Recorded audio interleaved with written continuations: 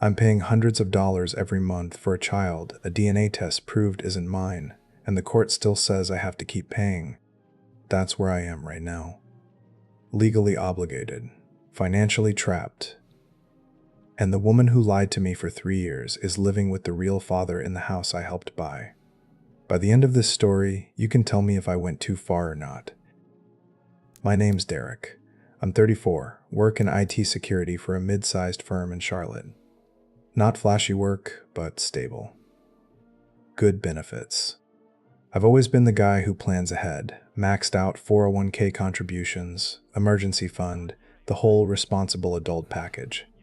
My friends used to joke I was boring. Maybe I was, but I liked knowing where I stood. I met Vanessa at a company mixer 4 years ago. She worked in marketing for a partner firm. Confident, sharp sense of humor, the kind of woman who could work a room without trying too hard. We hit it off immediately. She was 29 then, had this energy that made me feel like I'd been sleepwalking through my 20s. Within 6 months, we were serious. Within a year, we moved in together.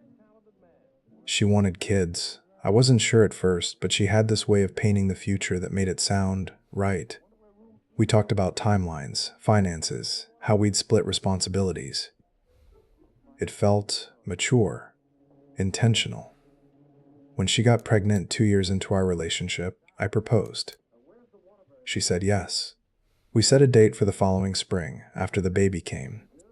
Our son, well, the boy I thought was our son, was born in November. We named him Caleb. I was there for the delivery, cut the cord, cried like an idiot.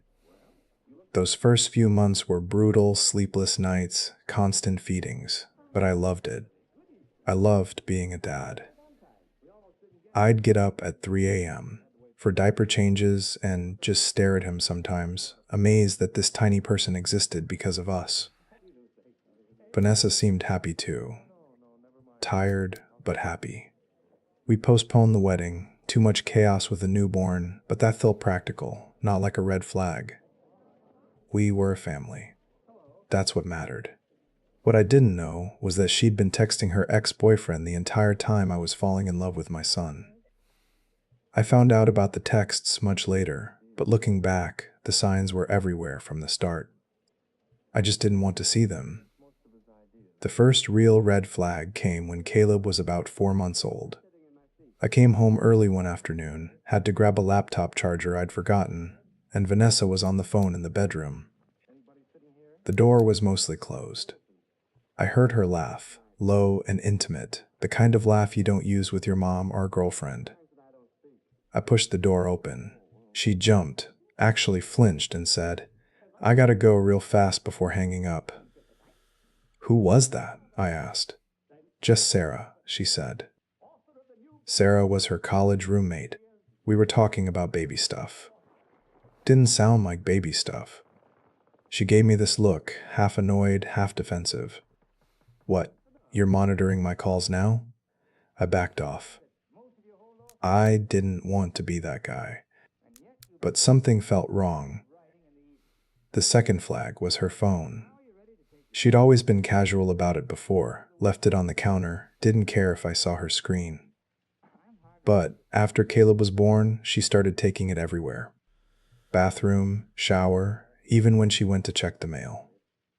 She set a passcode. When I asked why, she said, "I don't want Caleb grabbing it and calling someone by accident." He was 4 months old. He couldn't even hold a bottle yet. The third flag was the night she went out with the girls. It was a Friday, maybe 6 months after Caleb was born. She said she needed a break, just a few hours to feel like herself again. I told her to go, have fun. I meant it. She deserved a night off. She left at 7. Said she'd be home by 11. She came back at 2 a.m. I was awake, pacing the living room with Caleb, who'd been screaming for an hour. She walked in, makeup smudged, smelling like cigarettes and beer. She didn't smoke. "Where were you?" I asked. "Out. I told you." "Until 2 in the morning?" We lost track of time. Jesus, Derek, I'm allowed to have a life. She went straight to the bedroom and locked the door. I stood there holding Caleb, feeling like I'd just been punished for caring. The fourth flag, and this one should have ended it, was when I asked to meet her friends, the ones she'd supposedly been out with. She got defensive immediately. Why do you need to meet them? I don't need to. I just thought it'd be nice. I barely know Sarah anymore, and you talk about Emily and Jess all the time. They're busy, Derek. They have lives. So do I. I'm just saying, if you're spending time with them, I'd like to know who. You don't trust me. She said it flat, like a fact. And somehow, she made me feel guilty. Like wanting to meet my fiancé's friends was paranoid and controlling. I should have pushed harder, but I didn't, because 2 weeks later she told me she was pregnant again, and this time I knew something was very, very wrong. She wasn't pregnant. That was a lie too, one she used to buy time, to keep me from asking too many questions. But I didn't find that out until much later. At the time, I believed her. Why wouldn't I? We were engaged. We had a son. A second kid wasn't planned, but it wasn't impossible either. She'd been off birth control since Caleb. We talked about having 2 kids eventually. But something felt off. She didn't want to go to the doctor. She said she'd schedule an appointment soon, but weeks went by and she kept putting it off. When I offered to go with her, she snapped at me. I can handle a doctor's appointment, Derek. I'm not a child. I told myself she was stressed. New mom, working part-time from home, planning a wedding we kept postponing. I was stressed too. Maybe we were both just stretched too thin. The phone thing got worse. She started sleeping with it under her pillow.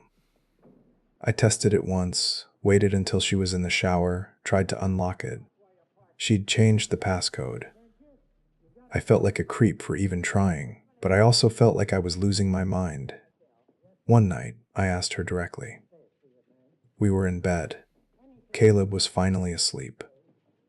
I turned to her and said, "Are you seeing someone else?" She looked at me like I'd slapped her. "Are you serious right now?" "I'm just asking." "No, Derek. Jesus Christ. I'm home all day with a baby. When would I even have time to cheat?" "You went out until 2 a.m. last month." "Once. I went out once. And you're still throwing that in my face?" She started crying. Not loud, just quiet tears, and I felt like the worst person alive. I apologized. I held her. I told her I trusted her. I didn't. The false calm lasted another 2 months. I threw myself into work, into being a good dad, into pretending everything was fine. Vanessa stopped talking about the second pregnancy. When I brought it up, she said she'd had a miscarriage. Early. Didn't want to make a big deal out of it. I believed her. I held her while she cried. I took time off work to be with her. And the whole time, she was texting him. The night I found out the truth, I wasn't even looking for it. I was looking for a photo of Caleb, and I found something so much worse. It was a Tuesday night in April. Vanessa had gone to bed early, said she had a headache. I stayed up to finish some work emails, then decided to look for a specific photo of Caleb from his first birthday. Vanessa had taken it on her old iPad, the one she barely used anymore. The iPad was on the kitchen counter, plugged in, unlocked. I opened the Photos app, scrolled back to November, found the picture I wanted, Caleb with frosting all over his face, grinning like a maniac. I smiled. Then I kept scrolling, just looking at memories. That's when I saw it. A screenshot, text messages. The preview was small, but I could read enough. "I miss you. I miss us." The response, "I know." "Me too." My stomach dropped. I tapped the screenshot. It opened full size. The messages were between Vanessa and someone named Jay. The thread went back months. I scrolled up, My hands were shaking so hard I almost dropped the iPad. Does he know? No. And he can't. Not yet. When are you going to tell him? I don't know. It's complicated. It's not complicated. He's not the father. I am. I read that line 3 times. 4, 5. He's not the father. I am.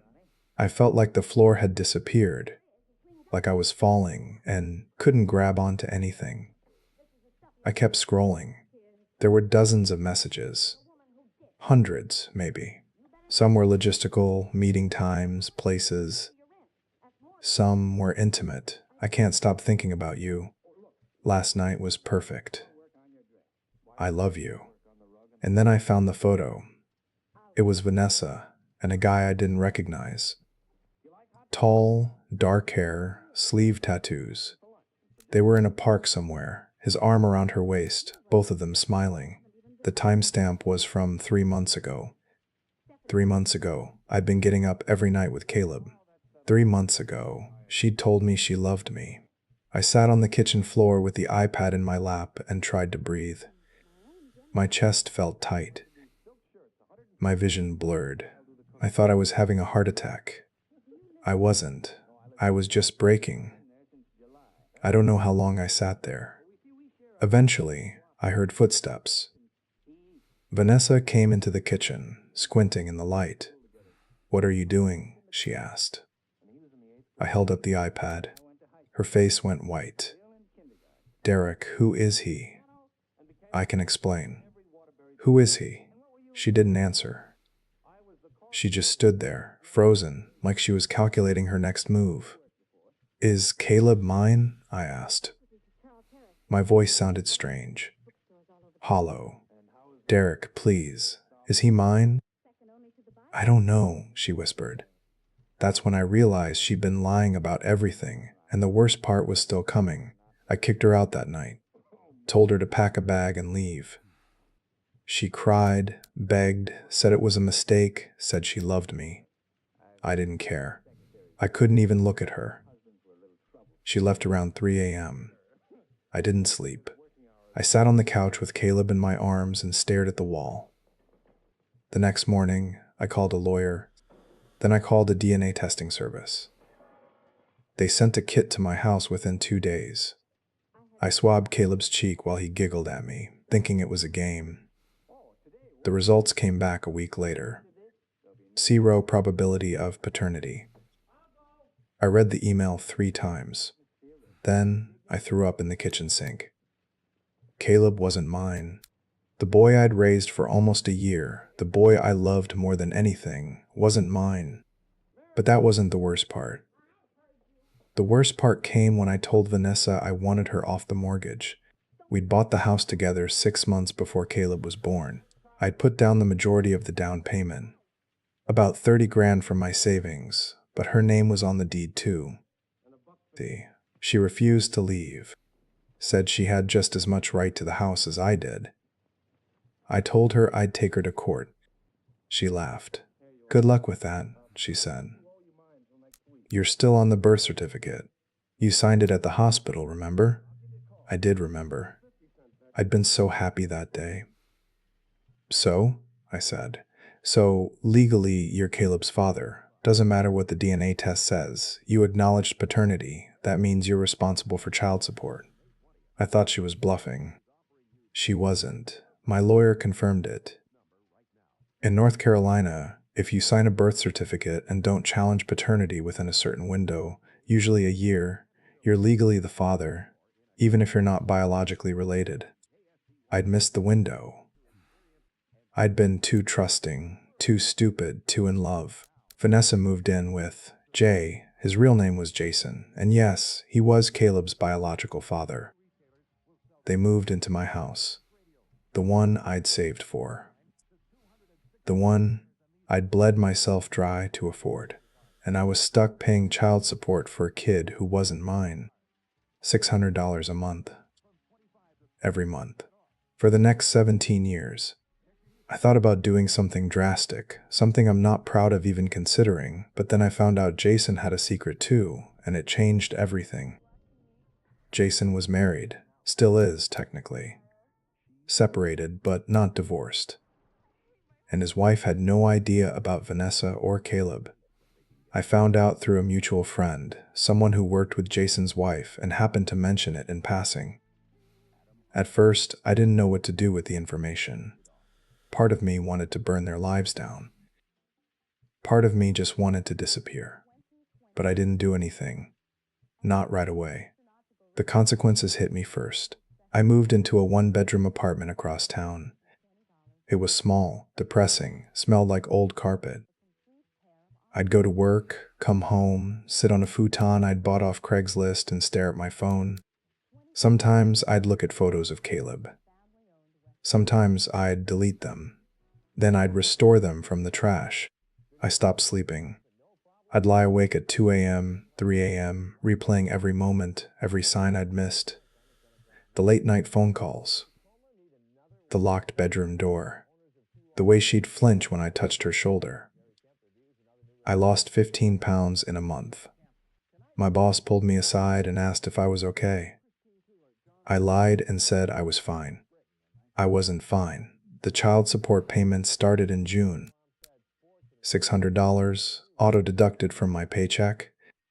I'd see the notification on my phone and feel this wave of rage so intense I'd have to pull over if I was driving. I tried to fight it. I went back to my lawyer, showed him the DNA test, begged him to find a loophole.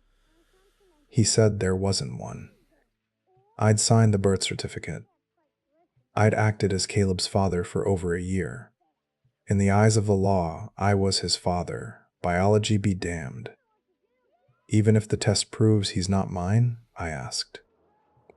Even then, he said, you'd need to prove fraud, and even that's a long shot.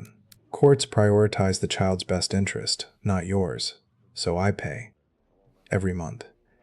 And Vanessa lives in my house with Jason and raises a kid who looks nothing like me. The emotional fallout was worse than the financial.